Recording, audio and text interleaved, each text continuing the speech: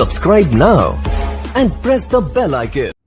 Hello friends, कैसे हैं आप सभी। तो देखिएगा, आज जो हम चर्चा करेंगे वो देखो हमारे जो L1 का जो पेपर हुआ था आपका L1 का 23 तारीख को फर्स्ट शिफ्ट जो पेपर हुआ था L1 वालों का, उसकी चर्चा करेंगे, जिसमें आपके मैं साइकोलॉजी बताऊंगा, आपको आंसर की साइकोलॉजी सॉल्यूशन और उसकी सटीक आंसर की आपको हिंदी की बताऊंगा, और आपको संस्कृत की और आपके पर्यावरण की और आपके मैथ की आपको मैं बहुत ही अच्छे से आपकी पूरे क्वेश्चनों को 150 क्वेश्चन इस पेपर में आपको हल कराने जा रहा हूं। देखो आपको बहुत ही शानदार, देखो सबसे पहले मैं हल करा रहा हूँ, तो प्लीज़ साथियों वीडियो कंप्लीट देखें, वीडियो को बिल्कुल भी इसकी मत कीजिएगा और जितना हो सके वीडियो को शेयर कर दीजिए, क्योंकि इस चैनल के माध्यम से आपको ऐसी ही अपडेटें मिलती रहती हैं और आपके चारों शिफ्टों में जो पेपर होते हैं चारों शिफ्टों का इस पर सॉल्यूशन आपको इसी चैनल के माध्यम से मिलता रहेगा। बहुत ही जल्दी आपको कल तक आपका पूरा सॉल्यूशन हो जाएगा। तो प्लीज़ साथियों चैनल से जुड़े रहिएगा और ज़्यादा से ज़्यादा चैनल को शेयर करें। चलिए अब हम साइकोलॉजी के जो पार्ट था फर्स्ट उसको करते हैं, और ये बात हमारे L1 की मैं बता रहा हूँ। फिर L1 का जो पेपर हुआ था 23 तारीख को फर्स्ट शिफ्ट की, उसकी बात हम करेंगे, ठीक है ना।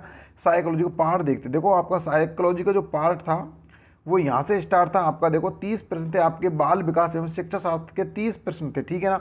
तो पहला क्वेश्चन ही आपका आया था कि निम्न में से किसने अधिगम का सिद्धांत प्रतिपादन नहीं किया, यानी कि निम्न में से किसने अधिगम सिद्धांत प्रतिपादन नहीं किया। देखो थॉर्नडाइक ने, कोहलर ने और स्कर ने किया था, लेकिन बीएस ब्लूम ने। यहाँ पर देखो आंसर देखते जाइएगा, आपके बीएस ब्लूम ने शिक्षा आपके जो अधिगम थे उनका प्रतिपादन अधिगम सिद्धांतों को नहीं किया था, ठीक है। इन्होंने उद्देश्यों को वर्गीकरण को कुछ बुद्धि के बारे में भी इन्होंने कहा था। तो इसका मतलब इसका आपका ऑप्शन नंबर डी यहाँ पर सही हो जाएगा। चलिए अगला क्वेश्चन था आपका कि निम्न में से किस सिद्धांत में पुनर्बलन कहते हैं, किस सिद्धांत को पुनर्बलन का सिद्धांत भी कहते हैं। तो आपको बताना किस सिद्धांत को पुनर्बलन का सिद्धांत कहते हैं। तो आपको पता होगा पुनर्बलन सिद्धांत तो आपको CH हल ने दिया था, वैसे KL हल कहते हैं, CH हल भी कहते हैं, उन्होंने दिया था। लेकिन इसका जो सिद्धांत का प्रयोग किया गया था पुनर्बलन का, वो किया गया था क्रिया प्रसूत में, स्किनर बारे में। तो इसमें आपका ऑप्शन नंबर ए राइट हो जाएगा। चलिए अगला देखेंगे। देखो प्यार साथियों, आप स्पीड बढ़ा सकते हो थोड़ी सी फ़ोन की, बाकी आपकी जो चलाने की स्पीड उसको थोड़ा बढ़ा लीजिएगा और फिर देख लीजिएगा, आपको पूरा बता दूंगा बहुत ही शानदार तरीके से। देखिए इसमें पूछा जा रहा है कि कौन सा उदाहरण आपकी आंतरिक अभिप्रेरणा को दर्शाता है। देखो आपको मैं बताऊंगा, इसमें आपको आंतरिक अभिप्रेरणा के बारे में बताता है। ऑप्शन ये कहता है वंदना परीक्षा में अच्छा अंक प्राप्त करने के लिए कठोर परिश्रम कर रही है। देखो यहाँ तो आंतरिक रूप से कठोर कर रही, कठोर परिश्रम कर रही, लेकिन जिससे वह अपने माता पिता से उपहार ले सके। तो ये तो बाह्य प्रेरणा होगी, इससे भी नहीं। उर्मिला फटाफट गृह कार्य समाप्त करे, क्योंकि वह गृह कार्य कर समाप्ति कर टीवी देख सके। देखो ये भी बाह्य होगी। और बाकी आपकी एला बहुत सारी पुस्तकें पढ़ रही है, क्योंकि वह जिले में प्रथम स्थान प्राप्त करेंगे, विद्यालय का नाम स्तर पर रोशन करना चाहती है। देखो ये भी उसकी बाह्य होगी। तो आपकी बची कौन सी, ऑप्शन डी आपका यहाँ पर सही हो जाएगी। ये कैसी आंतरिक अभिप्रेरणा को दर्शाता, जो आंतरिक रूप से अभिप्रेरित। कैसे, मेगा अपने परियोजना कार्य के लिए विभिन्न स्रोत तलाश रही, क्योंकि वह नई जानकारी प्राप्त करने में रुचि रखती है। तो नई जानकारी प्राप्त करने में रुचि रखती है, कौन सी अभिप्रेरणा, ये आपकी आंतरिक अभिप्रेरणा, ठीक है। यहाँ पर आपका ऑप्शन नंबर डी राइट हो जाएगा। चलिए अगला क्वेश्चन देखते हैं। क्वेश्चन नंबर आता है आपका 4। क्वेश्चन नंबर 4 था कि निम्न में से कौन सा एक उत्तम परीक्षण की विशेषता नहीं है। तो भाई देखो आपकी विश्वसनीयता, वस्तुनिष्ठता और वैधता आपकी परीक्षण की विशेषता होती है। बाकी आपकी अभिक्षमता, इसकी कोई एटीट्यूड आपका नहीं होता, अभिक्षमता एटीट्यूड आपकी नहीं होता। इसमें आपका ऑप्शन नंबर डी यहाँ पर राइट हो जाएगा। चलिए अगला देखिए। अगला क्वेश्चन था 5 नंबर का, शिक्षार्थी केंद्रित पाठ्यक्रम में निम्न की सबसे महत्वपूर्ण होता है, यानी कि जो शिक्षार्थी केंद्रित जो पाठ्यक्रम होता है उसमें सबसे महत्वपूर्ण क्या होता है। उसमें देखो ना तो अध्यापक होता है, ना विषय वस्तु होती, ना वातावरण। उसमें कौन होता है, बच्चा होता है। ऑप्शन नंबर यहाँ पर बी आपका राइट हो जाएगा। चलिए अगला देखते हैं। अगला क्वेश्चन था आपका कि ये बार बार बच्चों को सजा से बचने या इनाम पाने के लिए सीखने गतिविधियां का में संलग्न होने के लिए कहना दर्शाता। देखो जो बार बार बच्चे जो होते हैं, जो सजा से बचने या इनाम पाने के लिए जो सीखने यानी कि अधिगम की जो गति होती है, अधिगम की जो गति होती है उन्हें संलग्न होने के लिए क्या कहना क्या दर्शाता है, यानी कि होने के लिए कहना क्या दर्शाता है, ये आपसे पूछा रहा। देखो उनकी बाह्य प्रेरणा कम होती है, ये भी गलत है। उनकी आंतरिक प्रेरणा को बढ़ाता है, ये भी उनकी गलत है, बल्कि ये सही है। इसमें देखो क्या, बच्चों को लक्ष्य प्रदर्शन के बजाय महारत हासिल करने के लिए प्रति ध्यान केंद्र के लिए प्रोत्साहित करना। देखो ये भी गलत है, यानी कि जो बच्चों को जो आपके लक्ष्य प्रदर्शन के बजाय महारत प्रदर्शन की लक्ष्य होता तो इसमें आपका सही हो जाता, बाकी ये भी इसमें गलत हो जाए। अगला क्वेश्चन कहता है बच्चों की प्राकृतिक रुचि और सीखने में शामिल होने की जिज्ञासा को कम करता है। तो ये पूछा कि बच्चों को जो बार बार सजों जो इनाम होती है उसमें क्या था, इसमें आपके जिज्ञासा को ये कम करता है। तो ये आपकी ऑप्शन नंबर यहाँ पर डी राइट हो जाएगा। ठीक है ना, देखो ये भी आपका यहाँ तक तो सही था, आपके लक्ष्य को दर्शाता, लेकिन आगे कह रहा महारत हासिल करता, ये गलत हो जाता है। बाकी आपका ऑप्शन नंबर इसमें डी राइट हो जाएगा। प्यार साथियों देखो बताइए कमेंट कर कितने आपके सही हो रहे हैं, ठीक है ना, और जल्दी इस चैनल को सब्सक्राइब जरूर कर दीजिएगा और शेयर भी कर दीजिएगा। चलिए अगला क्वेश्चन है, आरटी 2009 के अनुसार शिक्षकों के लिए प्रति सप्ताह काम निर्धारित घंटे थे, यानी कि एक सप्ताह में कितने घंटे पढ़ाएगा, तो आपको 45 घंटे पढ़ाएगा। ऑप्शन नंबर सी आपको यहाँ पर राइट हो गया। चलिए अगला देते हैं क्वेश्चन नंबर 8। क्वेश्चन नंबर 8 आता है, एनसीएफ 2005 के अनुसार एक शिक्षक की भूमिका होनी चाहिए, तो वो सुविधादाता होती, ना तानाशाही, ना अनुमोदक, ना आधिकारिक। इसमें होती है आपकी इसमें आपकी होती है सुविधादाता की। ऑप्शन नंबर बी आपका राइट हो जाएगा। चलिए अगला क्वेश्चन देखते हैं। क्वेश्चन नंबर आता है आपका अगला, मूल्यांकन का उद्देश्य होता है, तो बताइए प्यारे साथी देखो, बच्चों को मंद शिक्षार्थी और प्रतिभाशाली बच्चों के रूप में अंकित करने के लिए बिल्कुल नहीं होता, ये तो विभिन्नता को दर्शाता है। उन बच्चों की पहचान करने जिन्हें उपचारी का उपाय, ये आपके निदान को दर्शाता है, ये भी नहीं हो सकता। अगला क्वेश्चन होता है, सीखने की कठिनाइयों एवं समस्याओं को निदान करने के लिए, ये भी नहीं होता, ये भी उपचार में आता है। और उसी में तक प्रतिपुष्टि प्रदान करना, जहाँ तक हम उत्पादनशील जीवन के लिए शिक्षा प्राप्त करने में सफल रहे। हाँ बिल्कुल सही, इसका जो मूल्यांकन उद्देश्य होता है वो होता है ऑप्शन नंबर डी। यहाँ पर आपका ऑप्शन नंबर डी राइट हो जाएगा। ठीक है ना, चलिए अगला क्वेश्चन आता है, एक चिंतनशील शिक्षक कक्ष में ऐसी परिस्थिति उत्पन्न करता है कि छात्र, तो देखो व्याख्यान सुन सकेंगे, बिल्कुल नहीं। कक्ष में शिक्षक के व्याख्यान पर नोट्स ले सकेंगे, बिल्कुल नहीं। कक्षा का अनुशासन बनाए रखेंगे, नहीं, बल्कि क्या होगा उसमें छात्रों और शिक्षक के पारस्परिक अंतःक्रिया प्रोत्साहन मिलेगी। ऑप्शन नंबर डी आपको यहाँ पर राइट हो जाएगा। देखिए प्यारे साथी बहुत ही सटीक आंसर मैं आपको बता रहा हूँ, प्लीज़ वीडियो को शेयर जरूर कर दीजिएगा। ठीक है ना, देखो क्रियात्मक अनुसंधान कार्य, तो स्टीफन कोरेन दिया था आपका क्रियात्मक अनुसंधान, तो उसमें सिंपल सी बात है, इसमें आपका एक शोध जिसे तत्काल समस्या को हल किया, इसमें देखो आपकी तत्काल समस्या को हल किया जाता है, इसमें आपके विद्यालय तक सीमित होता है, इसमें आपकी जो क्रियाएं होती है वो तत्काल होती है, इसलिए आपका उद्देश्य जो अर्थ होता है वो होता है एक शोध जिसे तत्काल समस्या को हल किया जा सके। इसका मतलब ऑप्शन नंबर सी यहाँ पर राइट हो जाएगा। ठीक है ना, चलिए अगला क्वेश्चन देखो आपका आता है, क्वेश्चन नंबर आपका 12 नंबर का। देखो ये आपके मिलान करवाया गया था, तो इसमें आप सिंपली ही मिलान कर लीजिए। क्या देखो आपका समीप से दूर की ओर, सिर से पदाभिमुख की ओर, और आपके अंतर्वैयक्तिक भिन्नता और अंतरावैयक्तिक भिन्नता।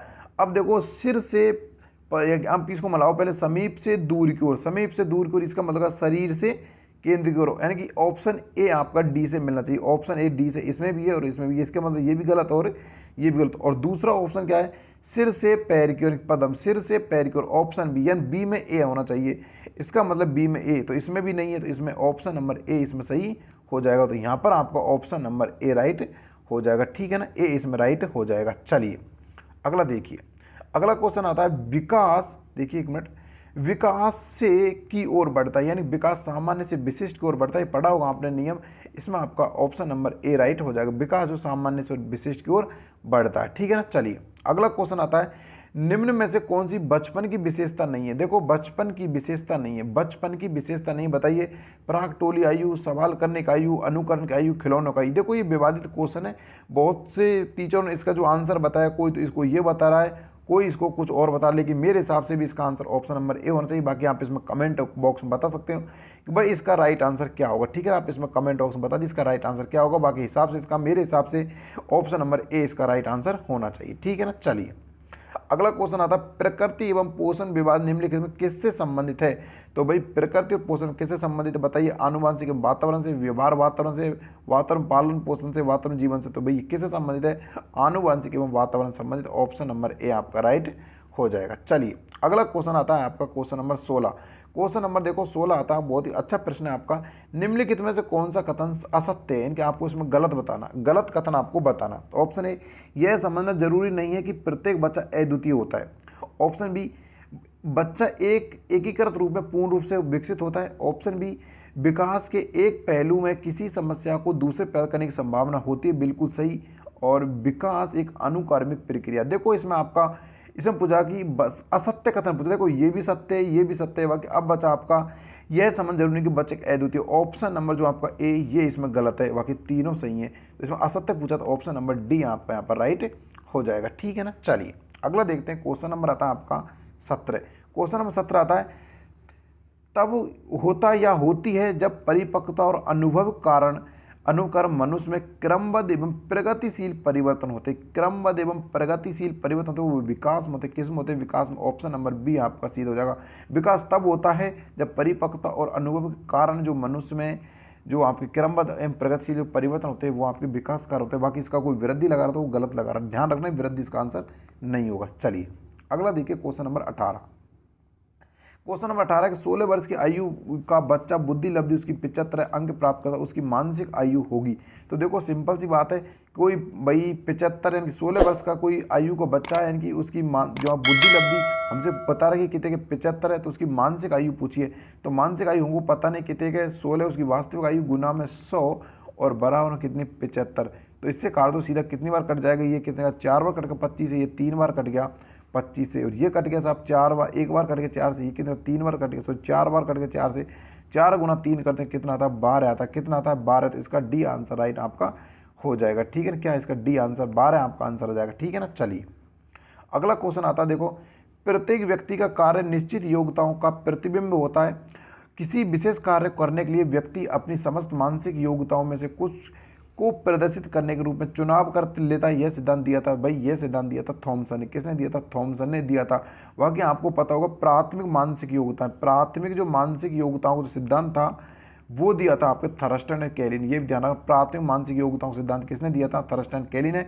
लेकिन ऐसा जो ये सिद्धांत के बारे में जो कहा गया, ऐसा जो किसने कहा था? थॉमसन ने दिया था। ठीक है ना, ये भी इसमें आपका ऑप्शन नंबर डी राइट हो जाएगा। चलिए अगला क्वेश्चन आता है, निम्न में से कौन सी व्यक्तित्व मापन की प्रक्षेपी विधि है?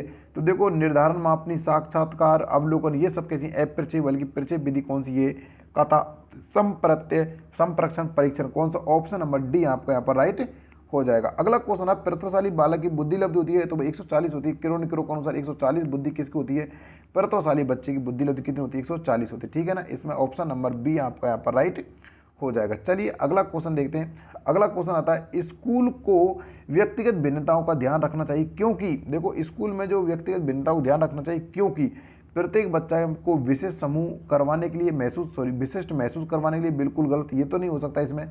ऑप्शन बी, छात्रों के बीच अंतर कम करने के लिए, ये भी नहीं हो सकता। ऑप्शन सी कहता है छात्रों एवं छात्राओं की क्षमताओं और प्रदर्शन को नहीं जानने के लिए, ये भी नहीं हो सकता। बल्कि समझने के लिए छात्र सीखने में असमर्थ है, समर्थ नहीं है। देखो ये जानने के लिए होती है व्यक्ति को जो भिन्नता की, समझने के लिए छात्र सीखने में असमर्थ या समर्थ क्यों हो रहे हैं। ऑप्शन नंबर जो व्यक्तिगत भिन्नता होती है इसमें यही जाना जाता है कि भाई बच्चे क्यों सीखने में असमर्थ हैं, इनकी सीख नहीं पा रहे टाइम से, क्यों नहीं सीख पा रहे, इसका कारण जानने के लिए जो किया जाता है वो व्यक्तिगत भिन्नता को दर्शाता है। ठीक है ना, ऑप्शन नंबर डी आपका यहाँ पर राइट हो जाएगा। चलिए अगला देखते हैं। क्वेश्चन नंबर आता है आपका 23 नंबर क्वेश्चन आता है, प्रतिभाशाली बालक के लक्षण। देखो प्रतिभाशाली जो बच्चे होते हैं उसके लक्षण आपको बताने, बताइए अभिव्यक्ति में नव्यता, जिज्ञासा, वार्तालाप, प्रियता या फिर अति सक्रियता। तो बताइए प्यार सा, देखो जो आपका प्रतिभाशाली बालक होता है उसमें देखो अभिव्यक्ति यानी कि जो विचारों में नव्यता, नवीनता भी, उसके विचारों में नवीनता भी होती है, ये तो सही है, पहला ऑप्शन सही है। जिज्ञासा भी, उसमें किसी भी चीज़ को पाने की जिज्ञासा होती है। वार्तालाप, प्रियता होती है। अति सक्रियता नहीं, अति सक्रियता एक विकार होता है, वो होता है। बाकी ऑप्शन नंबर 4 इसमें नहीं है। तो देखो इसमें भी 4 है, ये कट होगा, इसमें भी 4 है, ये कट होगा। अब आपका ये वाला ये भी कट होगा, तो आपका बच्चा कौन सा? बी ऑप्शन, यानी कि अभिव्यक्ति में नव्यता और आपका दूसरा का जिज्ञासा, यही आपके क्या हो जाएंगे? इसमें सही आंसर हो जाएंगे। इसका मतलब आपका ऑप्शन नंबर यहाँ पर बी राइट हो जाएगा, क्योंकि देखो इसमें अति सक्रियता नहीं होती, तो ये भी गलत और ये भी, क्यों इसमें भी 4 है, इसमें भी 4 है, इसमें भी 4 है। अति सक्रियता के विकार होता है, ध्यान रखना, अति सक्रियता संबंधी विकार होता है। ठीक है ना, इसका आंसर ऑप्शन नंबर बी आपका राइट हो जाएगा। चलिए अगला क्वेश्चन आता है, बुद्धि लब्धि के लिए निम्नलिखित फॉर्मूला दिया था। तो भाई आपको पता होगा कि बुद्धि लब्धि का इतना सूत्र दिया था, ये तो दिया था स्टर्नबर्ग ने, यानी कि ये तो दिया था विलियम स्टर्न ने। बाकी इसका जो गुना 100 से करवाया था ये दिया था टर्मन ने। ऑप्शन बी आपका यहाँ पर राइट हो जाएगा, यानी कि बुद्धि लब्धि बराबर IQ बराबर जो आपकी M/C होती है वो गुना में 100 होता है। किसने दिया था? ये आपके टर्मन ने दिया था। ठीक है ना। चलिए अगला क्वेश्चन आता है, सृजनात्मकता मुख्य किससे संबंधित है? तो भाई आपकी सृजनात्मक किससे संबंधित है? आपके बताइए अभिसार चिंतन है अपसार चिंतन। तो देखो सृजनात्मक होते हैं अपसार चिंतन से और आपकी बुद्धि होती है अभिसार चिंतन से। यहाँ पर आपका ऑप्शन नंबर डी राइट हो जाएगा। बुद्धि पूछा था तो आपका ऑप्शन सी होता, और आपसे अभी पूछा गया है सृजनात्मकता, तो यहाँ पर आपका ऑप्शन नंबर डी राइट हो जाएगा। ठीक है ना। चलिए अगला क्वेश्चन देखते हैं। क्वेश्चन नंबर आता है आपको 26। 26 नंबर क्वेश्चन आता है निम्नलिखित में से कौन सी स्थिति समायोजन को बढ़ावा देती है, समायोजन को बढ़ावा देती है। देखो तीव्र चिंता कुसमायोजन को बढ़ावा देती है, बीमारी का डर कुसमायोजन को बढ़ावा देती है, अपराध बोध के बारे में जाने जुनून की सोच ये भी आपकी कुसमायोजन को बढ़ावा देती है, बल्कि विपक्षी देखिएगा आपके विक्षिप्त भय और चिंता से मुक्त ये आपके समायोजन को बढ़ावा देती है। ऑप्शन नंबर डी आपका यहाँ पर राइट हो जाएगा। ठीक है, तो प्यारे साथियों बताइए आपके कितने क्वेश्चन इसमें राइट किए तो आप बता सकते हो कमेंट बॉक्स में। चलिए अगला क्वेश्चन आता है कि कक्षा 2 की छात्रा सृष्टि को अध्यापिका ने मूल गणित विषय के सवाल करवाए। अगले दिन उसने बाजार में सामान खरीदने के उपरांत दुकानदार द्वारा की गई योग में गलती को चिन्हित करके सही करवाया। अधिगम की यह कौन सा प्रकार है। तो देखो जो एक चीज़ होती है, देखो आपकी नकारात्मक, जो कोई भी काम दूसरे में अगर सहायता प्रदान करता है, मतलब एक काम आपने किया अगर ये दूसरे काम करने में सहायता प्रदान करता है तो ये होता है सकारात्मक। तो इसमें ये पहले तो उसने क्या सीखा था, उसने सवाल सीखे थे तो उसने तुरंत बजाय में गलती पकड़ ली, इसका मतलब उसने सकारात्मक यानी दूसरे काम में सीखा हुआ ज्ञान प्राप्त हो गया। अगर नहीं होता है इसमें सीखा हुआ ज्ञान प्राप्त नहीं होता तो नकारात्मक होता है। एक व्यक्ति अपने दूसरे एक ही व्यक्ति अगर एक काम को एक हाथ से ना कर दूसरे हाथ से उसे द्विपार्श्विक यानी द्विपक्षी कहते हैं। और शून्य जिसमें एक काम दूसरे काम में कोई भी आपका कह सकते हैं एक काम जो दूसरे काम में ना तो सहायता करता ना नकारात्मक दिखाता है, वो क्या कहलाता है, वो शून्य कहलाता है। तो ये लेकिन यहाँ पर सकारात्मक दिखाई जा रही है, इसमें ऑप्शन नंबर आपका बी राइट हो जाएगा। चलिए अगला क्वेश्चन आता है एक व्यक्ति में एक समय दो विपरीत इच्छाओं में होना कहलाता है, वो द्वंद्व कहलाता है। क्योंकि आपने पढ़ा होगा आपके द्वंद्व के प्रकार आपके 3 और 4 भी बताएं कर्ट लेविन ने, तो आप उसको देख लीजिएगा। ठीक है ना, द्वंद्व के प्रकार। चलिए अगला क्वेश्चन आता है आपका रवि की बुद्धि परीक्षण इंगित करता है कि वह औसत से लेकर औसत से अधिक बुद्धिमत्ता की श्रेणी में आता है। हालांकि पढ़ने वर्तनी सामाजिक विज्ञान और विज्ञान में उसके ग्रेड बहुत कम है, उसके गणित के ग्रेड काफ़ी अधिक हैं। रवि कौन से कौशल में अच्छा है, अधिक संभावना है। तो भाई देखो गणित में उसके ग्रेड अच्छे हैं तो इसका मतलब डिस्कैलकुलिया तो आपका होगा नहीं और अफेजी आपकी बोलने संबंधित नहीं होगा। अब पता लेखन और पठन संबंधित, तो भाई किसकी उसकी औसत बुद्धि अधिक श्रेणी माता, पढ़ने में वर्तनी सामाजिक में बहुत कम है अच्छा, तो उसकी कौन सी ग्रासित है, वो आपके पढ़ने संबंधित है ग्रसित। ठीक है, ऑप्शन नंबर सी आपका यहाँ पर राइट हो, डिसलेक्सिया से वो संबंधित इसमें ग्रसित। ठीक है ना। अगला क्वेश्चन था सीखना व्यवहार में उत्तरोत्तर सामंजस्य की प्रक्रिया, ये कथन किस शिक्षाविद द्वारा दिया गया था। भाई ये आपके स्किनर द्वारा दिया गया था। देखो ये दिया गया था आपके BF स्किनर के द्वारा। ठीक है ना। चलिए यहाँ पर आपके हमने 30 क्वेश्चन राइट करवा दिए। जो आप बताइए प्यारे साथियों आपके कितने इसमें प्रश्न हुए। अब हम देखेंगे पार्ट नंबर आपका हिंदी का पार्ट देखेंगे। फर्स्ट भाषा आपकी फर्स्ट होगी, हिंदी का पार्ट होगा। ठीक है ना। चलिए अगले 30 क्वेश्चन देखते हैं भाई। अगले 30 क्वेश्चन आपके आते हैं। देखो भाषा फर्स्ट है आपका हिंदी का है जिसमें 30 प्रश्न होंगे। तो पहला क्वेश्चन क्या है आपका, पहला क्वेश्चन है मौखिक मूल्यांकन में संबंध में उपयुक्त कथन है कि मौखिक मूल्यांकन अभिव्यक्ति मूल्यांकन का जो उपयुक्त कथन है वो आपको बताना है। मौखिक मूल्यांकन में दीर्घ उत्तरात्मक जो प्रश्न होते हैं, दीर्घ उत्तरीय प्रश्न पूछे जाते हैं, कोई जरूर नहीं है आपकी मौखिक मूल्यांकन दीर्घ उत्तरीय प्रश्न पूछे, ये भी गलत हो गया। ऑप्शन भी कहता है मौखिक मूल्यांकनकर्ता निष्ठावान सहनशील एवं और विषय विशेषज्ञ होना चाहिए। बिल्कुल ही सही बात है। जो आपका मौखिक जो मूल्यांकन कर रहा है वो अपने विषय में एक तो विशेषज्ञ होना चाहिए, विषय का सहनशील होना चाहिए, निष्ठावान और मूल्यांकनकर्ता जो है ये उसके गुण होने चाहिए। इसका मतलब मूल्यांकन उपयुक्त कथन ये बात। अगला कथन और देखते हैं कि मौखिक मूल्यांकन में समूह निष्ठा अधिक होती है, बिल्कुल होनी चाहिए, ये बिल्कुल सही नहीं होनी चाहिए, ये जरूर नहीं कम भी होती जब भी चलता है। एक का भी मौखिक आपको पता होगा इंटरव्यू वगैरह में एक का ही मूल्यांकन किया जरूर नहीं उसमें अधिक होनी चाहिए। मौखिक मूल्यांकन में विद्यार्थी को आत्म अभिव्यक्ति का अवसर कम मिलते हैं, ये बिल्कुल नहीं, उसको फुल अवसर मिलते हैं कि पूरा उसका अवसर मिलता है अपनी अभिव्यक्ति को बोलने का। ठीक है, इसका मतलब ऑप्शन नंबर यहाँ पर बी राइट हो जाए हिंदी का पहला क्वेश्चन। चलिए अगला क्वेश्चन आता है मूल्यांकन उद्देश्यों की प्राप्ति की सीमा का निर्णय करने की प्रक्रिया मूल्यांकन, यह परिभाषा किसने दी। तो भाई आपको पता होगा उद्देश्यों संबंधित यह प्रक्रिया आपको बिलूम ने दी थी। किसने दी थी, बिलूम ने दी थी। Option number C. अब ये परिभाषा देखो कहीं कहीं आपको रॉस की भी मिल सकती है लेकिन गलत है, लेकिन रियल परिभाषा आपकी बिलूम ने ही दी थी। ठीक है ना। चलिए अगला क्वेश्चन आता है विद्यार्थियों की सीखने में कठिनाई को दूर करते हुए करवाए जाने वाला शिक्षण कहते हैं। देखो विद्यार्थियों को कठिनाई को पता लग चुका, आपको कठिनाई पता लग चुका, आप दूर किससे करवाओगे, उपचार से करवाओ। किससे करवाओ, उपचार से। इसलिए ऑप्शन नंबर डी आपका राइट हो जाएगा। अगर आपको पता करना था तो आप निदान करते, क्या करते, निदान आता परीक्षण करते, अब आप उपचारात्मक शिक्षण करोगे उनकी दूर करने के लिए। ऑप्शन नंबर यहाँ पर डी राइट हो जाएगा। चलिए अगला क्वेश्चन आता है सतत एवं व्यापक मूल्यांकन का दोष है, तो आपको इसमें दोष बताना। देखिएगा क्वेश्चन क्या है, दोष बताना, इसमें विद्यार्थी निरंतर मूल्यांकन होता रहता है, बिल्कुल सही बात है। अगला क्वेश्चन अगला कहता है विद्यार्थियों को अपनी कमियों का निरंतर ज्ञान होता है, बिल्कुल सही बात है। इसमें अभिभावकों को अभिव्यक्ति की निरंतर प्रगति जानकारी होती रहती है, बिल्कुल सही है। यह प्रणाली तभी लागू होती की जा सकती है जब विद्यार्थी शिक्षा अनुपात कम हो, बिल्कुल नहीं, ये गलत है। ऑप्शन नंबर यहाँ पर डी आपका गलत हो जाता है, ठीक है ना। अगला क्वेश्चन आता है आपका उपलब्धि परीक्षण निर्माण में कितने पदों का उपयोग किया जाता है। तो भाई देखो इसमें आपके मुख्यतः तो 5 पदों का किया जाता है। मुख्यतः कितने पद होते हैं, 5 पद होते हैं, लेकिन इसमें ऑप्शन में 5 है ही नहीं। तो आप मान सकते हो उपलब्धि परीक्षण के प्रकार मान सकते हो, प्रकार उपलब्धि परीक्षण कितने होते हैं, 2 होते हैं। तो इसका मतलब ऑप्शन नंबर यहाँ पर ए की तरफ जाएंगे। बाकी इसके रियल में देखें कितने होते हैं, 5 होते हैं, जो कि ऑप्शन में है ही नहीं थी। यहाँ पर हम ऑप्शन नंबर ए की तरफ जाएंगे, ठीक है ना। चलिए अगला क्वेश्चन आपका सदैव शब्द का संधि विच्छेद होगा। देखो सदा प्लस एव, सदा प्लस एव आपकी इसमें वृद्धि संधि है। कौन सी वृद्धि संधि है, तो इसमें आप सीधा कह सकते हो कौन सी, डी ऑप्शन आपका राइट हो जाएगा। बाकी ऑप्शन बी और डी में बहुत बच्चे कंफ्यूज होते हैं। क्यों कंफ्यूज होते हैं इसका मैं आपको बता दूं। देखो यहाँ आपका था, देखो जो ए होता है ना, ये छोटा वाला ए होता है, ये किससे बनता है, ये आपका ए प्लस ई से मिलकर बना होता है, ठीक है ना। तो एक मिनट रुकिएगा, देखो ऐसे नहीं, ये जो आपका जो ए होता है बड़ा वाला, ये जो बड़ा वाला ए होता है जो आपका इसमें दे रखा है, ये आपका ए प्लस ए से मिलकर बनता है ऐसे। जब आपको बनता है बड़ा ए, डबल ए वाला, तो इसमें आपका ये हो जाएगा, क्या हो जाएगा, इसमें आपका ये वाला हो जाएगा, इसलिए आपकी डबल मात्रा देंगे वृद्धि संधि में, ठीक है ना। तो इसका आंसर ऑप्शन नंबर डी आपका राइट हो जाएगा। अगला क्वेश्चन है निम्न में से कौन सा विष यानी कि जहर का पर्यायवाची, विष कहते हैं जहर को।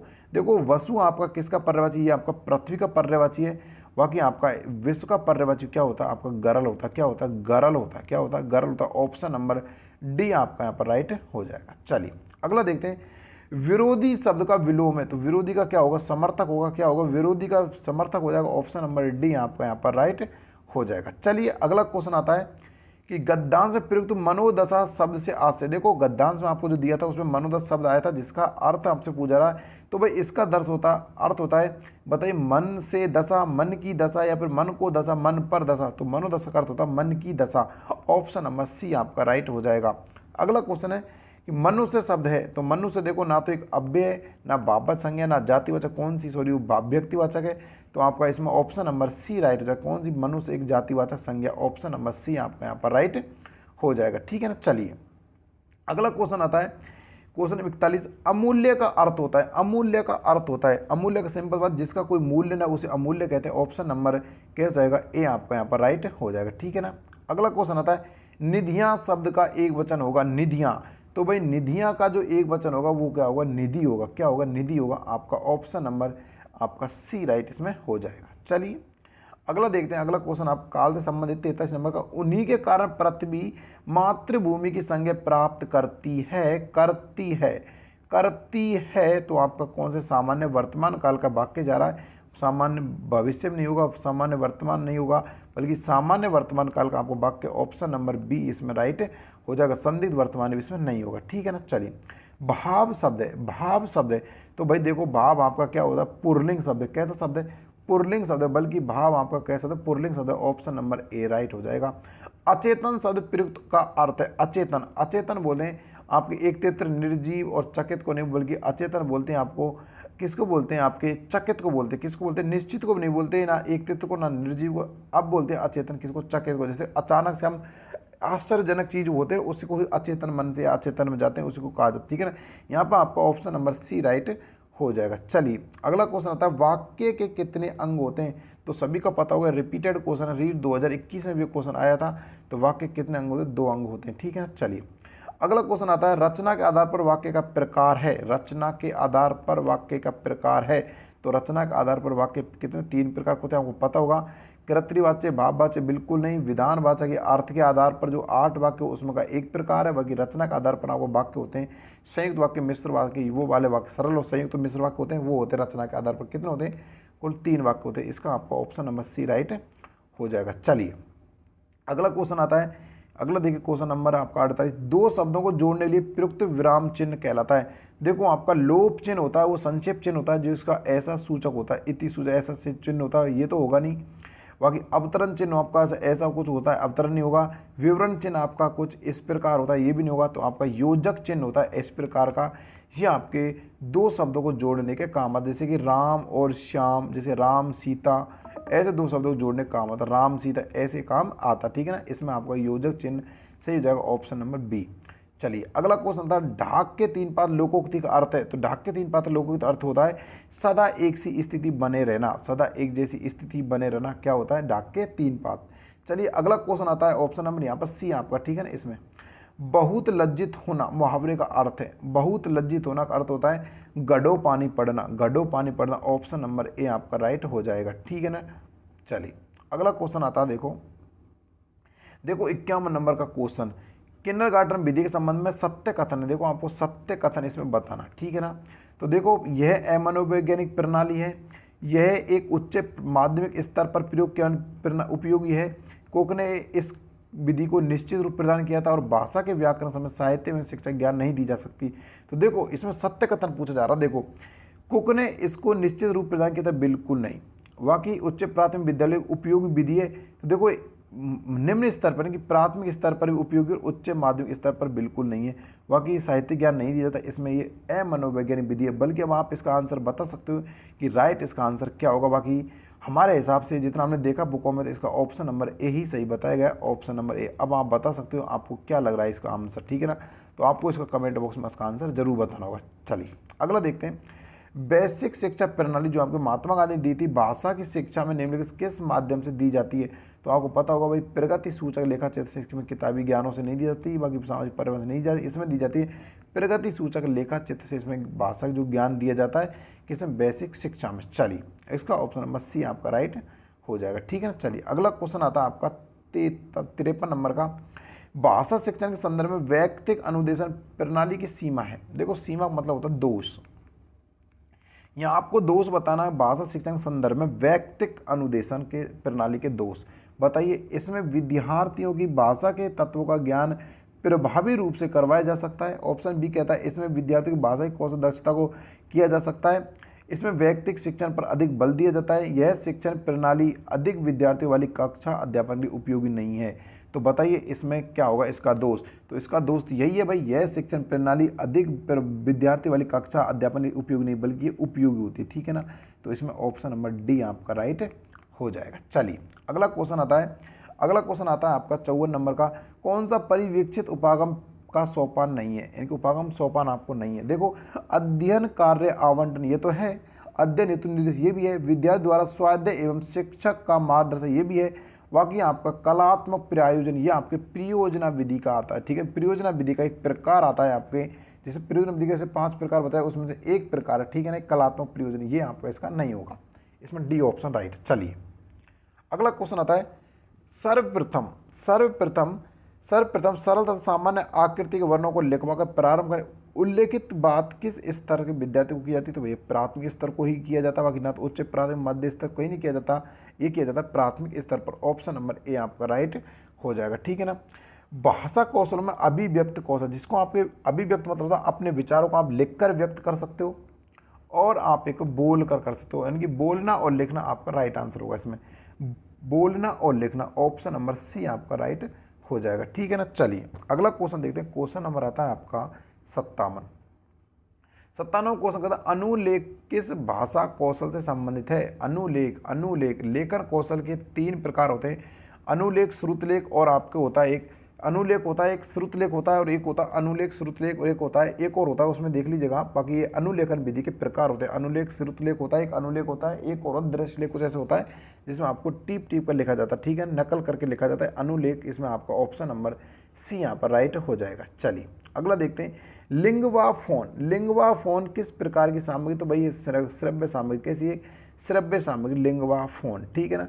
रिकॉर्ड प्लेयर होता है, इसमें आपको रिकॉर्ड कैसे होता है, श्रव्य सामग्री के अंतर्गत आती है, ठीक है ना। चलिए भाषा प्रयोगशाला में अनुभाग में सम्मिलित नहीं, भाषा प्रयोगशाला के जो अनुभाग में सम्मिलित नहीं है, परामर्श कक्ष, नियंत्रण कक्ष, श्रवण कक्ष, विश्राम कक्ष, ये नहीं है, यानी कि ऑप्शन नंबर आपका डी इसमें राइट नहीं है, बाकी सभी इसमें राइट है। 60 नंबर क्वेश्चन का सहस्वर वाचन का गुण होता है, सहस्वर वाचन का गुण होता है बताइए, अस्पष्ट उच्चारण, शिशिरता या फिर अस्वाभाविकता या फिर उचित ध्वनि निर्गम। तो ये होता है उचित ध्वनि निर्गम, ऑप्शन नंबर सी आपका राइट हो जाएगा। तो प्यारे साथियों, हमने 60 क्वेश्चन कर लिए। अब हम संस्कृत के क्वेश्चनों को करेंगे, लेकिन उससे पहले आप देखिएगा कि अभी तक आप हमारा चैनल सब्सक्राइब नहीं किया भाई, वो चैनल सब्सक्राइब कर लीजिए, बेल आइकन दबाकर ऑल पर कर लीजिए, जिससे आपको हर एक वीडियो नोटिफिकेशन मिलता रहे। प्यारे साथियों, फिर कहना चाहूँगा आपसे एक बार और, अब हम संस्कृत को पढ़ने वाले हैं। बताइए आपके कितने क्वेश्चन इसमें से राइट हुए। अब तक आपके 60 प्रश्नों में से कितने प्रश्न राइट हो चुके हैं। चलिए देखो, भाषा सेकंड संस्कृत, इसको हम करने वाले हैं। इसके भी 30 प्रश्न करेंगे अपन, ठीक है ना। भाषा सेकंड संस्कृत के। चलिए पहला क्वेश्चन देखो आप क्या कह रहा है। पहला क्वेश्चन आपका कहता है, यानी कि 61 नंबर क्वेश्चन कहता है, संस्कृत शिक्षण प्रति छात्रेषु रुचि उत्पादन शिक्षण के करणीय, यानी कि छात्रों में अगर रुचि यानी कि संस्कृत शिक्षण में अगर आप छात्रों रुचि उत्पादन करो, शिक्षक को क्या करना चाहिए। तो देखो सिंपल सी बात मैं आपको बताऊंगा, इसमें डायरेक्ट आंसर बताऊंगा। इतना देखो वीडियो बहुत लंबा बन जाएगा, इसलिए मैं आपको डायरेक्ट आंसर बताऊंगा, मिलान कर लीजिएगा। इसका जो राइट आंसर बनेगा भाई, वो उत्पन्न करेगा संस्कृत का हिंदी में अगर अनुवाद करेगा तो उससे हो जाएगा ऑप्शन नंबर सी यहाँ पर राइट हो जाएगा। बाकी इसका ये आंसर नहीं होगा। चलिए देखो, मस्तिष्क यंत्र कहते हैं संगणक कैसी दृश्य श्रव्य सामग्री होती है। आप देखो ये आपकी सामग्री दृश्य श्रव्य, क्योंकि ये सामग्री आपको कंप्यूटर कहा जाता है, ठीक है ना। तो ये आपकी दृश्य श्रव्य सामग्री अंतर्गत आती है। ऑप्शन नंबर यहाँ भी आपका सी राइट हो जाएगा। चलिए अगला क्वेश्चन आता है कि पाठ्य पुस्तक से भाषा की दृश्य याद है। पाठ्य पुस्तक की भाषा कैसी होनी चाहिए, तो भाई होती है बाला नाम योग्यता अनुसार, बालक के अनुसार उसकी पाठ्य पुस्तक योग्यता होनी चाहिए, ठीक है ना। इसमें आपका ऑप्शन नंबर कैसे हो जाएगा, ऑप्शन नंबर डी। चलिए अगला क्वेश्चन आता है, संस्कृत शिक्षण मूल्यांकन प्रश्न भवंती, संस्कृत शिक्षण में मूल्यांकन प्रश्न भवंती होते हैं। तो ज्ञानात्मक प्रश्न, आपकी क्रियात्मक प्रश्न और भावात्मक, ऑप्शन नंबर डी आपका राइट हो जाएगा, ठीक है ना।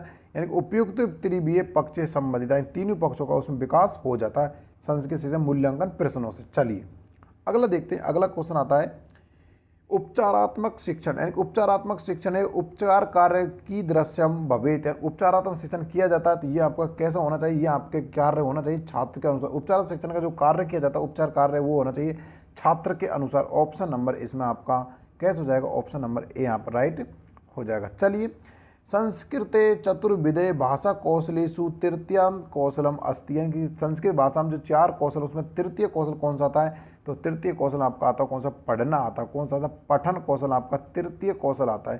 पहला कौशल आपको कौन सा, सुनना पहला कौशल है, बोलना आपका दूसरा है, तीसरा पढ़ना और चौथा कौन सा, लिखना, ठीक है ना। ये भी आप ध्यान रखिएगा। चलिए अगला क्वेश्चन देखते हैं। क्वेश्चन नंबर आता है आपका अगला, ये देखो 67 नंबर क्वेश्चन आता है कि क्लिष्ट शब्द नाम, अंश नाम, नूतन विचार नाम, सुभाषित वाक्य नाम, मुख्य भावना चय स्पष्ट करने के विधि श्रेष्ठ करयो भवती, यानी कि आपको इस बताना कि भाई आपके आसनाम, न्यूतन विचार नाम और सुभाषित वाक्य नाम ऐसे शब्द आपके कौन सी विधि में बोले जाते हैं, ऐसे आपके व्याख्या विधि में बोले जाते हैं। ऑप्शन नंबर बी आपका राइट हो जाएगा, ठीक है। चलिए अगला क्वेश्चन आपका आता है कि धनहीन जीन, यानी कि धनहीन जीवनात्, यानी कि इतरत के विभक्ति, इसमें आपकी विभक्ति पूछी है तो इसमें पंचमी विभक्ति, ध्यान रखें आपके ऐसे जो शब्द आते हैं वो पंचमी विभक्ति में लगभग आते हैं। प्राप्तवान में कै प्रत्यय, तो इसमें आपका कत्य प्रत्यय, और विचार इतर के उपसर्ग तो आपके वी उपसर्ग है। ये आप देखो यहाँ पर आपका राइट आंसर हो जाएगा ऑप्शन नंबर सी, इसमें बी और इसमें डी, ठीक है ना। चलिए अगला क्वेश्चन देखो, ये बहुत इंपॉर्टेंट क्वेश्चन है कि दरिद्र आपका दारिद्र्योपहता में कौन सी संधि विच्छेद होगा, तो इसका होगा गुण संधि। इसमें ध्यान रखो गुण संधि, कौन संधि, गुण संधि। इसमें हो जाएगा दारिद्र्य उपहता, ये आपका संधि विच्छेद हो जाएगा, ऑप्शन नंबर बी आपका राइट हो जाएगा, ठीक है ना। बाकी क्वेश्चन 72 में तत्र एक श्रेष्ठ भैरव नांद नाम योगी निवासित इस्याम, वाक्य में एक विशेषम पद, तो विशेषण देखो ये तो एक विशेषण हो जाता है और ये आपका क्या हो जाएगा, योगी विशेष से हो जाएगा, ठीक है ना। चलिए यहाँ पर डी ऑप्शन राइट हो जाएगा। चलिए अगला क्वेश्चन देखते हैं। क्वेश्चन नंबर आता है आपका अगला 73 नंबर का प्रश्न। 73 नंबर प्रश्न आता है, ये आपका इसमें छंद दे रखा था, कौन सा छंद है, तो आपका शार्दुल विक्की कीड़े था आपका छंद है, ऑप्शन नंबर ए। ये 19 मात्रा वाला छंद होता है, ठीक है ना। चलिए ये क्वेश्चन बहुत ज़्यादा इंपॉर्टेंट है, इसको देखिएगा। इसमें पूछ जा रहा है आपका कि श्री वीर भूमे गुणे इतरत्व कै संधि, इसमें आपकी विसर्ग संधि, कौन संधि है, विसर्ग संधि है, तो आपको ऑप्शन नंबर सी राइट हो जाएगा। कौन सा जाएगा, ऑप्शन नंबर सी इसमें राइट हो जाएगा, देख लीजिएगा, ठीक है ना। अगला क्वेश्चन आता है शब्द बना आपका समास बताना, इस शब्द में आपको समास बताना। देखो इसमें तत्पुरुष समास अव्ययभाव, कोई तो देखो इसमें मेरे हिसाब से इसमें होना चाहिए अव्ययभाव समास, बाकी इसमें तत्पुरुष समास भी इसमें बताया जा रहा है, तो आप देख लीजिएगा। इसका सही आपको आंसर बताना पड़ेगा, इसका सही आंसर क्या हो, कमेंट बॉक्स बताइए आप करो इसमें सही क्या हो सकता है, ठीक है ना। चलिए अगला क्वेश्चन आता है आपका हरियंती में कै प्रत्यय, यानी हरियंती में कौन सा प्रत्यय, तो आपका इसमें सर्तरी प्रत्यय, वर्तमान काल में चलते हैं आपके सर्तरी प्रत्यय हो जाएगा। अगला क्वेश्चन था माला शब्द आपका पुरलिंग यानी कि स्त्रीलिंग शब्द है, कौन सा माला का शब्द आपका स्त्रीलिंग शब्द है। 44 को संख्या में कैसे लिखेंगे, तो आपके ऐसे लिख देंगे 44 को चतुर्स्थय चतुवारी संति आपको लिख देंगे, इसको कौन सा हो जाएगा, ऑप्शन नंबर डी आपका यहाँ पर राइट हो जाएगा। ठीक है ना। चलिए 79 नंबर का प्रश्न देखते हैं। आपके 7.5 को कैसे लिखेंगे, तो आप सार्ध सप्तबादनम इसको लिख देंगे, ऐसे लिख दिया जाएगा। माहेश्वरी सूत्रों में अच वर्ण आपके 9 होते हैं, इसमें आपका सी ऑप्शन हो जाएगा। देखो इसमें भी सी, इसमें भी सी। मन से सत्य शुद्ध होता है, वाक्य में संस्कृत अनुवाद अस्ति, तो आप देखो मन है सत्य से अनुवाद होता है, तो मन है सत्य शुद्धति, ऑप्शन नंबर आपका डी इसमें राइट हो जाएगा। ठीक है ना। चलिए औ इत्यस्य वर्ण से उच्चारण स्थानम अस्ति, तो कंठो इसका उच्चार स्थान होता है, ऑप्शन नंबर बी आपका राइट हो जाएगा। ठीक है ना। चलिए देखो मैं फास्ट इसलिए करा रहा हूँ क्योंकि लंबा वीडियो बहुत बन जाएगा।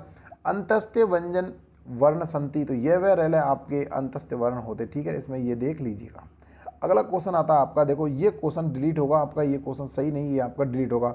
अहम तो हम पश्चिमी आपके वाच्य प्रयत्न करवाता है, इसमें आपका ये आंसर सही देखो मान सकते हैं, अगर मानना चाहे बाकी इसमें ऐसे होना चाहिए मया त्वम दृश्यते, ऐसे होना चाहिए था, बाकी इसमें ऑप्शन ऐसा कोई है ही नहीं, बाकी इसका ऐसे बनता। ठीक है, इसलिए ये क्वेश्चन आपका डिलीट हो जाएगा। चलिए अगला क्वेश्चन आता है सह गुरबे प्रणमति, यानी कि इसमें वाक्य संशोधन करता है प्रणमति, यानी जो आपके जो प्रण जो लिए जाते हैं प्रणाम किए जाते हैं वो आपके नमय के योग में तो आपकी चतुर्थी विभक्ति आती है, लेकिन इसमें आपकी कौन सी विभक्ति आ जाएगी, इसमें द्वितीय विभक्ति जाएगी। सह गुरु प्रणति, इस ऑप्शन नंबर ए आपका यहाँ पर राइट हो जाएगा। ठीक है ना। अगला क्वेश्चन आता है अहम हा चित्रपटम दृश्यामी, यानी कि ये वाक्य आपको संशोधन करवाना है, ये आपका वाक्य चल रहा है भविष्य काल में संशोधन करना, तो ये बन जाएगा आपका अहम स्यात् चित्रपटेन अपश्यम, ये आपका ऑप्शन नंबर आपका भूतकाल में चली जाएगी। बात ध्यान रखना, ये आप कौन चली जाएगी, भूतकाल में बात चली जाएगी, ऑप्शन नंबर आपका बी राइट हो जाएगा। ठीक है ना। चलिए अगला क्वेश्चन आता है संसर्गजा भवंती समूचे पद स्थान पूछते हैं कि सूक्ति है आपकी कौन सी है, आपकी सूक्ति, इसमें दोष गुना आपका इसमें आ जाएगा, जो आप खाली जगह इसमें दोष गुना शब्द आ जाएगा। ठीक है, सूक्ति से कंप्लीट हो जाएगी। अगला क्वेश्चन आता है पाठशाला विधेय अनुसार शिक्षार्थ कस्मात् संस्कारतम परम भवती, यानी पाठशाला शिक्षा में प्रथम जो संस्कार जो शिक्षा आरंभ होती है वो उपनयन संस्कार से होती है। कहाँ से होती है, उपनयन संस्कार से होती है, ऑप्शन नंबर ए आपका राइट हो जाएगा। अगला क्वेश्चन देखिएगा, अगला क्वेश्चन आपका संस्कृत शिक्षण से भंडारकर विधि अपर नाम अस्ति, यानी कि संस्कृत में भंडारकर विधि का अपर नाम होता है व्याकरण अनुवाद विधि, ऑप्शन नंबर सी आपका यहाँ पर राइट हो जाएगा। अगला क्वेश्चन है जो आपकी the principle of teacher method पुस्तक किसकी थी, तो भाई इसके लेखक कौन थे, पिंटर यानी कि पिंसेंट महोदय थे। कौन थे, पिसेंट महोदय इसके थे। ठीक है ना, आसानी से इसको देख लीजिएगा। तो प्यारे साथियों अब हमने 90 प्रश्न कर लिए, अब हम प्रश्न जो करेंगे वो हम करेंगे मैथ के, किसके करेंगे, मैथ के, और फिर करेंगे हम पर्यावरण। ठीक है ना। चलिए देखिएगा अब हम पढ़ेंगे मैथ के क्वेश्चन, किसके करेंगे, मैथ के क्वेश्चन। आपके 30 क्वेश्चन बड़े आसान से करवाऊंगा। देखिए क्वेश्चन क्या है आपका, क्वेश्चन ये संगीत मानव के अवचेतन मन का अंक गणित की संख्या से संबंधित एक आधुनिक गुप्त व्यायाम है, यह किस कथन के मूल्य को सम्मिलित करता है, तो भाई ये आपका करता है किसको, बौद्धिक मूल्य को, ऑप्शन नंबर ए आपका यहाँ पर राइट हो जाएगा। ठीक है ना। चलिए इसमें पूछा गया था आपका, देखो कि भाई इसका परिमाप पूछा गया था, देखो इसका आपको परिमाप पूछा, इस चित्र में आपको एक समचतुर्भुज दे रखा था आपका RICE, इसमें एक समचतुर्भुज, इसकी आकृति में आपको परिमाप पूछा गया था। परिमाप कैसे निकालो, देखो ये भुजा देखो आपकी चारों भुजाएं इसकी बराबर होती है, समचतुर्भुज मतलब बराबर भुजाएं। ठीक है ना। तो इसमें परिमाप पूछा गया था, ये भुजा 12 की है, ये 5 की, तो ये सिंपली पाइथागोरस प्रमेय में से ये कोई आपका पाइथागोरस प्रमेय में लगेगी नहीं, यहाँ पर आपको समकोण त्रिभुज बन रहा है यहाँ पर, तो ये कितने हो जाएगी, 13 हो जाएगी। तो ये भी 13 की, तो ये भी 13 की, ये भी 13 की, ये भी 13 की, तो तीनों चारों भुजाओं का योग कितना होता है, 52। तो इसलिए इसका आंसर कितना हो जाएगा, 52। देखो कितना सरल पेपर आया था आपका, देखिए अब इसको मैथ का पोर्सन। ठीक है ना।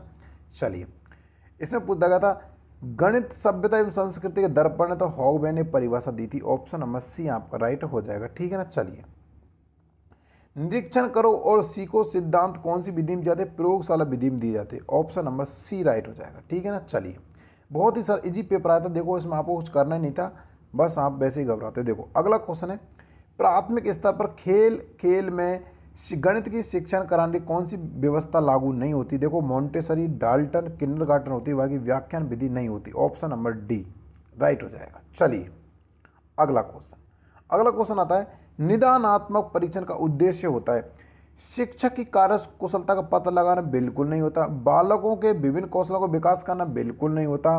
गणित विषय की अध्ययन एवं अध्यापन प्रक्रिया में सुधार करना बिल्कुल नहीं होता। शिक्षण विधियों की उपयुक्तता जांच करना, तो अब आपको बताना होगा निदानात्मक का उद्देश्य क्या होता है, बल्कि शिक्षण विधि की उपयुक्तता की जांच करना या फिर विभिन्न कौशलों को विकास करना या फिर से आपको बताना इसमें विषय यानी गणित विषय के अध्ययन एवं समझ में सुधार करना। तो ये आपका होता है इसमें कि जांच करना, या फिर इसमें आपको देखो ऑप्शन नंबर इसमें होगा गणित विषय की अध्यापन एवं अध्यापन प्रक्रिया को सुधार करना, ये इसका हो जाएगा। ठीक है ना, ऑप्शन नंबर आपका इसमें सी राइट है। निदानात्मक जो उद्देश्य होता है इसका ये होता है। ठीक है ना, इसमें बाकी आपका इसमें ये नहीं होगा। और बाकी शिक्षण विधियों की उपयुक्त जांच करना, इसमें देखो ये भी हो सकता है। ऑप्शन नंबर सी और डी में डाउट है, बाकी ज़्यादा आपके मैं इसमें जाऊंगा आपके 90% इसमें जाऊंगा, तो आप बता दीजिएगा आपको इसका राइट आंसर क्या होगा। बाकी मेरे हिसाब से इसका सी आंसर होना चाहिए। बाकी आप इसको कमेंट बॉक्स में बता सकते हो। ठीक है ना प्यारा सा, देखो एक आध क्वेश्चन में आपको डाउट मिलेगा क्योंकि एक आध क्वेश्चन ही गलत हो सकता है, बाकी आपको सारे क्वेश्चन 101% आपके सही माने जाएंगे, वही जो मैं आपको बता रहा हूँ। ठीक है ना, चलिए अगला क्वेश्चन आता है वृत्त का क्षेत्रफल पढ़ाने के लिए सबसे उपयुक्त प्रणाली। देखो वृत्त का क्षेत्रफल पढ़ाने के लिए पहला वृत्त का क्षेत्रफल पढ़ाओगे तो भाई उसमें आपको पहले क्या सूत्र बताना पड़ेगा 2πr, यानी कि वृत्त का क्षेत्रफल होता है आप बताओगे 2πr या फिर πr इसका जो भी होता है आप बताओगे।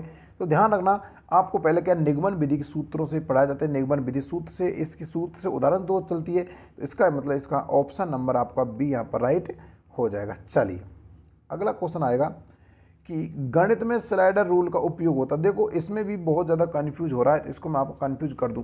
देखो बहुत से विद्यार्थी इसको बोल रहे हैं कि भाई ये आकृति को छोटा बड़ा करने के लिए आता है, और कोई कहते हैं कोण मापने के लिए। तो देखो कोण मापने के लिए आपका यंत्र एक अलग होता है, इसका राइट आंसर होगा आकृति को छोटा बड़ा करने के लिए स्लाइडर रूल। स्लाइडर रूल आपकी जो होती है वो आकृति को छोटा बड़ा करने के लिए काम आती है। जैसे कि आपको कोई आकृति बनाना चाह रहे हो, मान लो कि आप कोई मानो कि एक आकृति बनाना चाह रहे हो, जैसे सोचो आपने एक ऐसे 360 डिग्री आपने गोल वृत्त बनाया, अब आप उसको छोटा बड़ा करोगे तो आपको रूल को स्लाइडर रूल होगी उसके माध्यम से इसको छोटा बड़ा कर सकते हो, इसको बड़ा कर सकते हो, इसको छोटा भी बना सकते हो। इसके मतलब इसका राइट आंसर होगा ऑप्शन नंबर सी। बाकी कौन मापना इसको गलत आंसर। ठीक है ना, चलिए अगला क्वेश्चन देखते हैं। क्वेश्चन नंबर आता है 99 नंबर का कि गणित में सारणी बनाना किस उद्देश्य के अंतर्गत आता है। तो यहाँ पर कौशल के अंतर्गत आता है, किसका आता है कौशल के अंतर्गत आता है। ठीक है ना, ऑप्शन नंबर आपका यहाँ पर ए राइट हो जाएगा। चलिए अगला क्वेश्चन देखते हैं। क्वेश्चन नंबर आता है आपका अगला, निम्नलिखित में से कौन सा गणित की प्रकृति संबंधित नहीं। गणित की प्रकृति संबंधित नहीं है। गणित में अमूर्त प्रत्यय व्याख्या की बिल्कुल सही बात है ये तो।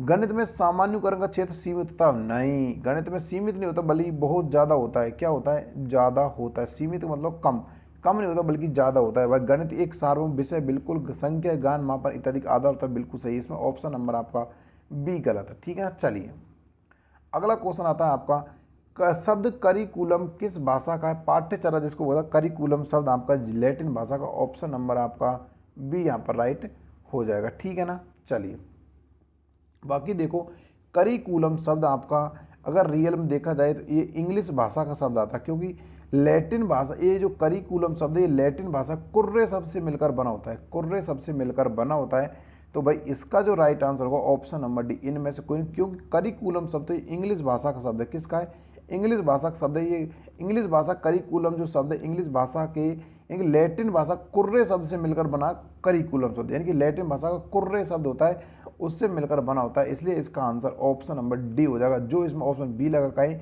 वो इसका आंसर गलत है। ऑप्शन नंबर डी इनमें से कोई नहीं, क्योंकि इंग्लिश भाषा का शब्द है। ठीक है ना, चलिए अगर देखो अगर कोई इसमें डाउट है तो वो मुझसे पर्सनली बता सकता है। मेरे स्टार मैथ क्लासेस का मेरे टेलीग्राम चैनल है, उससे आप जुड़ जाइएगा, वहाँ से बहुत सारे विद्यार्थी जुड़े हैं, उसमें मैं आपको इसका पर्सनल आंसर भी प्रूफ के साथ आपको दे दूंगा। इसका ऑप्शन नंबर डी इसका राइट हो जाएगा। चलिए अब क्वेश्चन देखो आपके ये आपके क्वेश्चन आ गए अंकगणित संबंधित।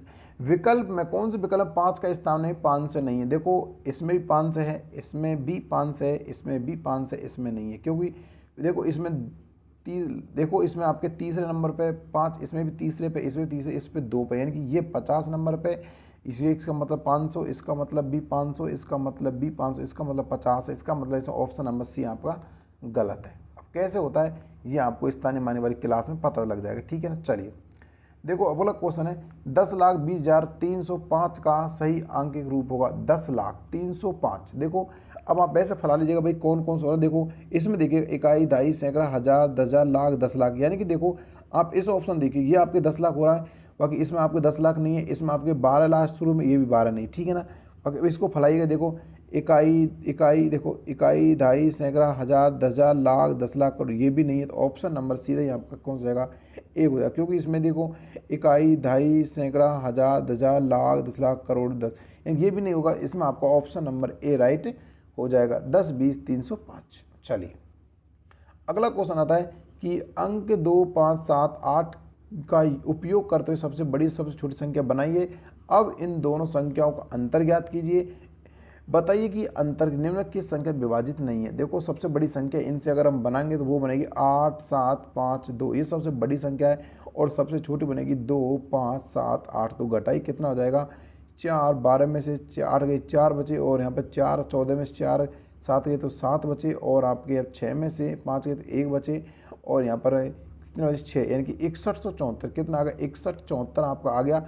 तो भाई आपको पता होगा 5 से विभाजित नहीं, क्योंकि 5 में लास्ट में इकाई और 0 अंक होने चाहिए, 5 और 0 तभी 5 से विभाजित, वरना नहीं होगी। तो ये आपका ऑप्शन नंबर सी यहाँ पर राइट हो जाएगा, ठीक है। चलिए तो इसमें पूछा सबसे बड़ा अनुपात है, सबसे बड़ा अनुपात है भाई। देखो सबसे बड़ा अनुपात सिंपल सा कैसे निकालोगे, इसका इसमें भाग दो, वैसे आंसर तो इसका ये होगा, कैसे होगा, देखो इसका इसमें भाग दो कितना आ जाएगा, तो आपको पता है भाई 9.5 आएगा।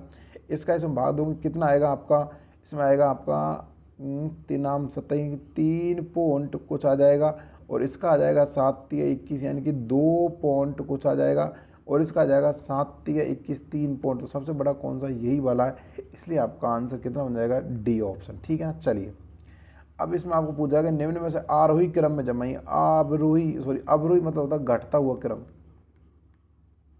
घटता हुआ क्रम।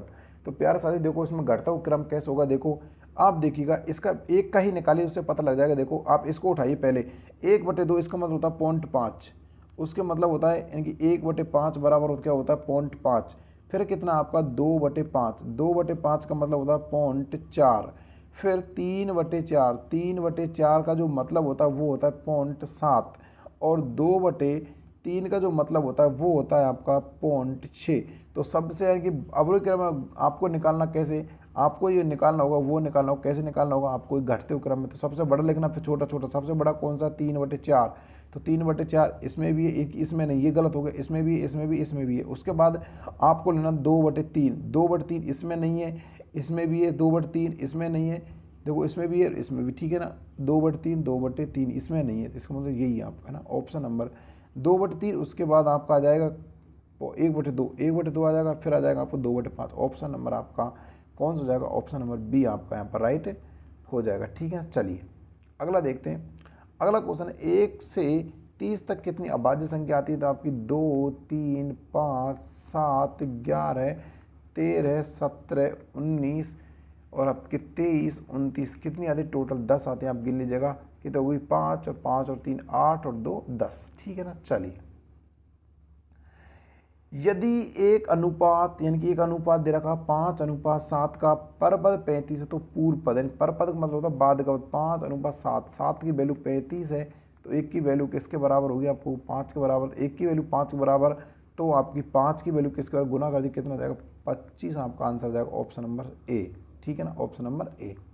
चलिए अगला क्वेश्चन आता है आपका 420 के अभाज्य गुणनखंड सही अभाज्य गुणनखंड है। देखो आपको देखो अभाज्य गुणनखंड का ध्यान रखना पहले ही, कैसे अभाज्य गुणनखंड में कभी भी सम संख्या नहीं आती। पहले तो ये ध्यान रखना कभी भी सम संख्या नहीं है, तो अभाज्य गुणनखंड में सिर्फ और सिर्फ अभाज्य संख्या ही आती है। देखो अभाज्य संख्या ही आती है, ना कि इसमें भाज्य संख्या। देखो इसमें भाज्य संख्या है, इसमें 15 भाज्य संख्या, इसमें 6, इसमें 15, इसमें 21। तो यही आपका राइट आंसर। पेन उठाने की जरूरत नहीं थी, सिर्फ आपको पता होना चाहिए था, इसमें यही आंसर हो जाएगा।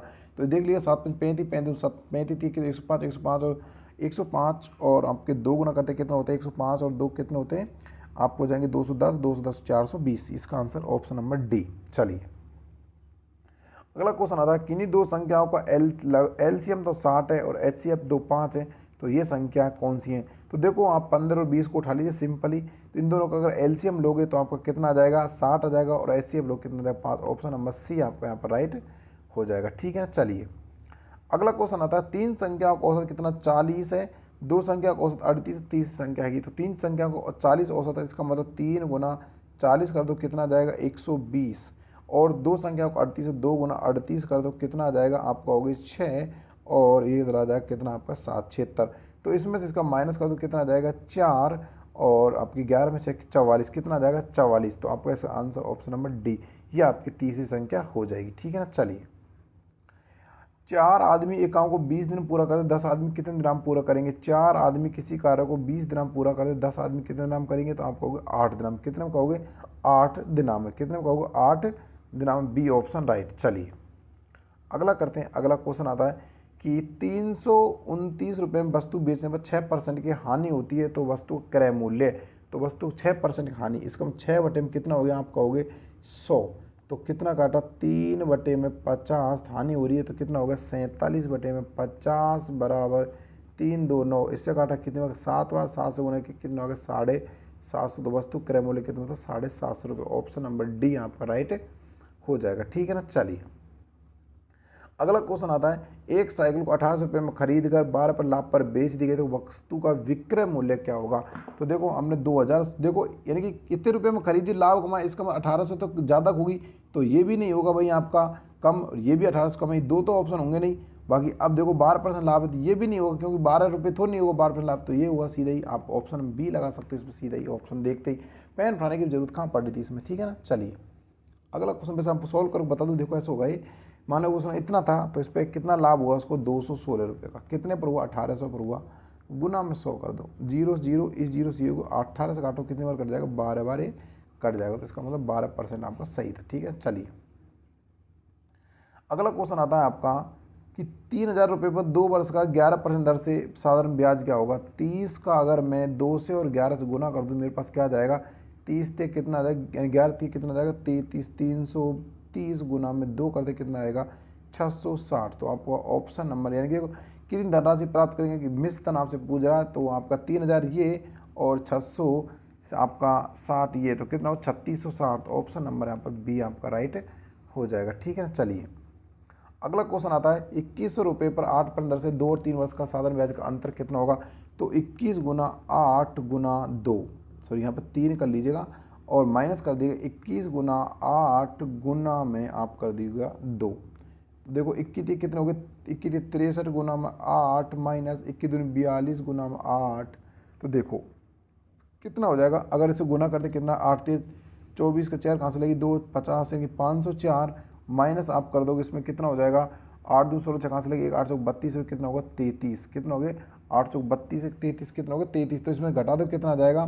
तो आप कहोगे यानी कि 14 में से 4 गए तो कितने बचे? 8 बच गए आपके। एक मिनट रुकेगा, कितने बच गए आपके? 8 बच गए। देखो एक मिनट, कितने बच गए? 8 बच गए।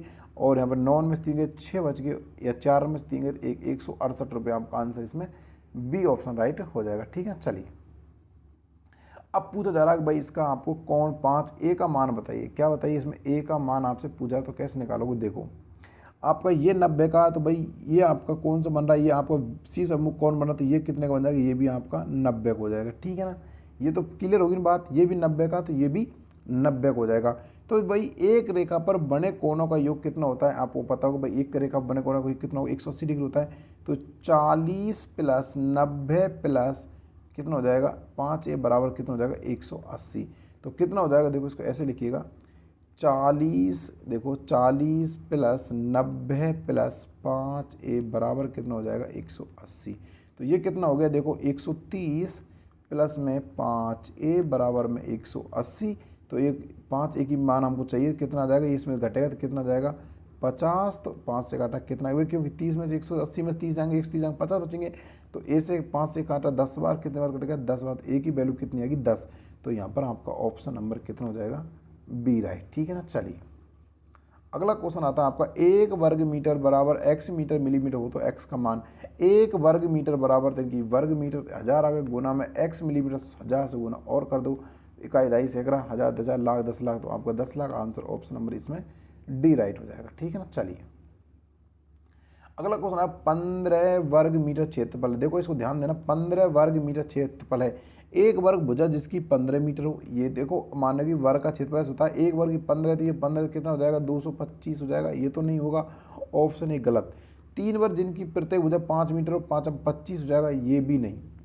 और ये 5 बार जिनकी भुजा प्रत्येक की भुजा 5 मीटर हो, यानी कि 9 3 मीटर, तो 3 3 9, तो 3 3 9 और 9 गुना 5 का कितना आएगा 45, तो ये भी नहीं होगा। तो ऑप्शन नंबर डी बिल्कुल 15 वर्ग जिसमें प्रत्येक भुजा 1 मीटर की हो, ठीक है ना। तो आपका ऑप्शन नंबर यहाँ पर आपका डी राइट हो जाएगा, ठीक है। चलिए अगला क्वेश्चन देखते हैं। क्वेश्चन नंबर आपका आता है, लास्ट क्वेश्चन आपका आता है, ठीक है ना। चलिए 120 नंबर का प्रश्न, दी गई आकृति का आयतन। तो आयतन क्या होता है, देखो ये घनाभ बन रहा है, तो घनाभ की जो आकृति का आयतन होता है वो होता है लंबाई गुना में चौड़ाई गुना में ऊंचाई। तो लंबाई कितनी 3y गुना में y गुना में 2y, तो कितनी 3 दूनी 6y3। तो ये आपका बी ऑप्शन इसमें राइट हो जाएगा। बाकी इससे अगर आप निकालोगे पृष्ठीय क्षेत्रफल आ जाएगा, ठीक है ना।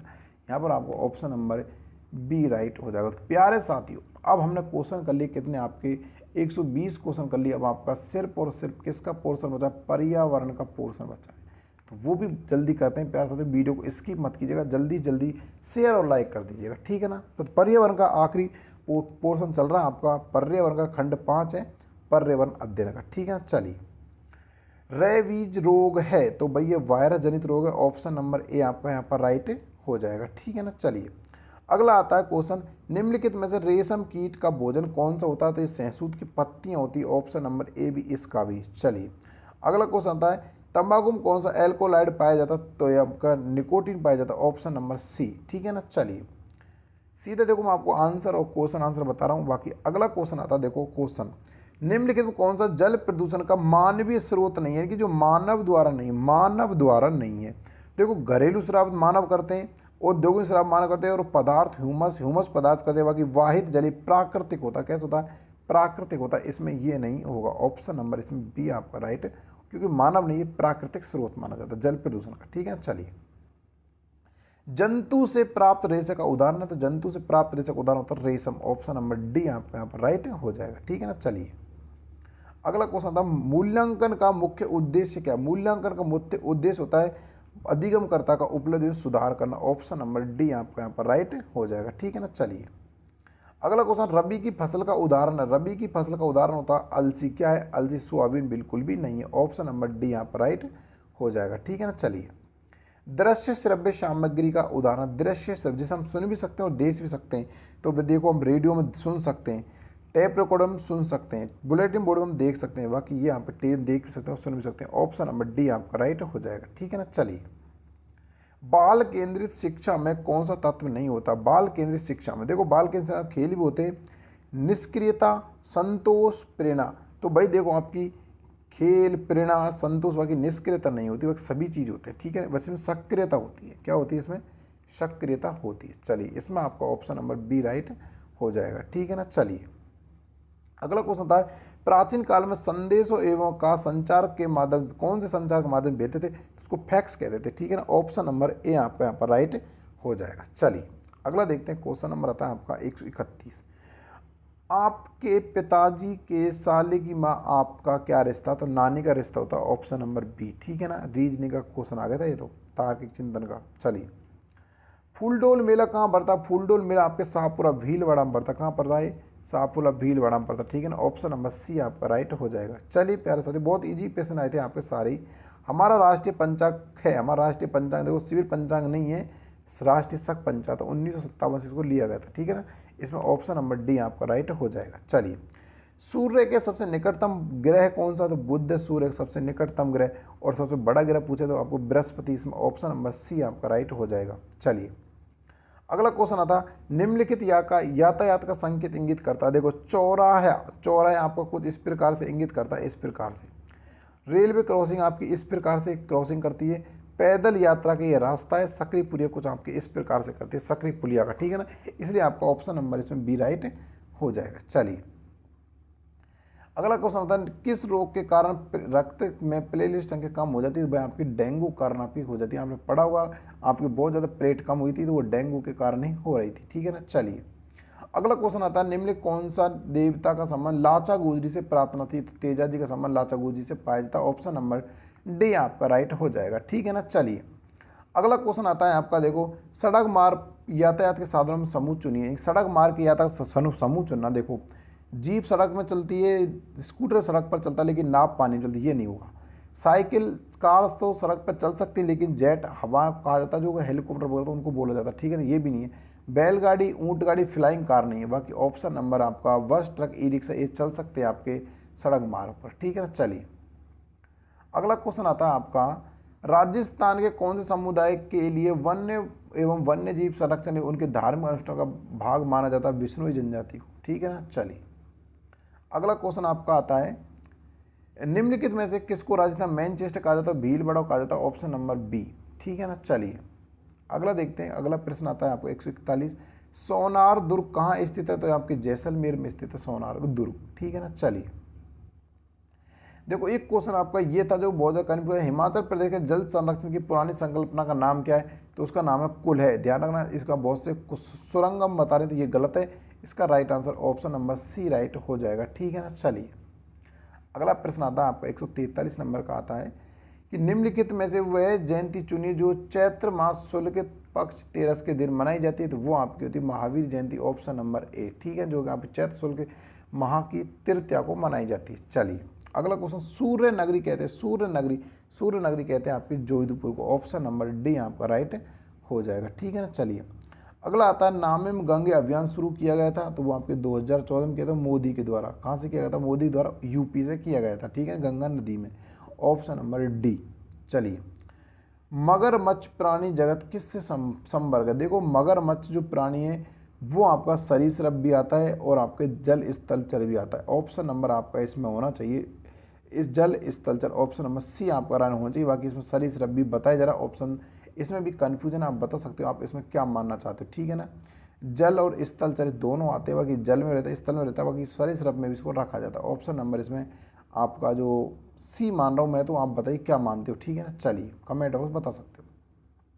देखो इसमें आपके ये लो, इसमें आपके मिलान करवाया था ऐसे, वृद्धि हार्मोन आपके अंगों में वृद्धि से होता है 1 से 20 सिर्फ इसी में सी में, तो आपका सी राइट हो जाएगा, ऑप्शन नंबर सी, ठीक है ना। बाकी इंसुलिन आपके शर्करा का नियम यह आ जाएगा, बाकी आप पे टेस्टोस्टेरोन मादा और प्रोजेस्टेरोन आपके नर में आ जाएगा, ठीक है, इसमें आपका ऑप्शन सी राइट हो जाएगा। चलिए अगला देखते हैं 128 नंबर 48 नंबर का प्रश्न है, कौन सा पर्यावरण अजैविक घटक के अंतर्गत आते हैं, इनकी अजैविक, देखो ये भी जैविक है, जैविक है, जैविक, बाकी वायु अजैविक के अंतर्गत आती है, ठीक है ना, ये भी हम ध्यान रखें, ऑप्शन नंबर बी आपका राइट हो जाएगा। प्यारे साथी देखो 149 नंबर के प्रश्न आ गए, जल्दी से लाइक शेयर कर दीजिएगा वीडियो को, चैनल सब्सक्राइब जरूर कर लीजिएगा। खादी के बनो वस्त्रों पर कीमत विशेष छूट जाती है 2 अक्टूबर गांधी जयंती पर दीजिए, ध्यान रखना, ठीक है ना। चलिए पर्वतारोहण के, देखो एक मिनट, पर्वतारोहण के दौरान सांस लेने में कठिनाई का कारण होता है, तो ना देखो आपकी जो कम वायु दाब होता है वो आपके सांस लेने में, पर्वतारोही होते हैं उनको सांस लेने में कठिनाई महसूस करता है। तो प्यारे साथियों मैंने आपको 150 प्रश्न बता दिए, 1 या 2 क्वेश्चन आपके गलत हो सकते हैं, व्यक्तिगत कह सकते हैं ना, कारणों वजह गलती हो सकती है, स्वाभाविक गलती, इंसान से गलतियाँ हो जाती हैं, फिर भी वैसे आपको पूरी सतर्कता से बताया गया कोई गलती नहीं है, अगर फिर भी कोई गलती है तो उसके लिए क्षमा चाहता हूँ। बाकी प्यार साथ जितना हो सके वीडियो को शेयर कर दीजिएगा, और यूट्यूब के इतिहास पहली बार मैंने आपको क्वेश्चन पेपर कर दिया, हल पूरा कर दिया है। चलिए प्यार साथियों मिलेंगे बहुत जल्दी दूसरे और क्वेश्चन पेपर साथ सेकेंड लेवल, तब तक दोस्तों जय हिंद, जय भारत, धन्यवाद।